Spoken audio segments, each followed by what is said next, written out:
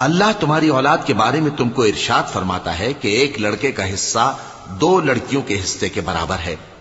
اور اگر اولاد میت صرف لڑکیاں ہی ہوں یعنی 2 یا 2 سے زیادہ تو کل ترکے میں ان کا 2/3 ہے، اور اگر صرف ایک لڑکی ہو تو اس کا نصف ہے، اور میت کے ماں باپ کا یعنی دونوں میں سے ہر ایک کا ترکے میں 6واں حصہ ہے، بشرطے کہ میت کی اولاد ہو، اور اگر اولاد نہ ہو اور صرف ماں باپ ہی اس کے وارث ہوں تو 1/3 ماں کا حصہ ہے، اور اگر میت کے بھائی بھی ہوں تو ماں کا 6واں حصہ ہوگا۔ اور یہ تقسیم ترکہ میت کی وصیت کی تعمیل کے بعد جو اس نے کی ہو یا قرض کے ادا ہونے کے بعد جو اس کے ذمے ہو عمل میں آئے گی۔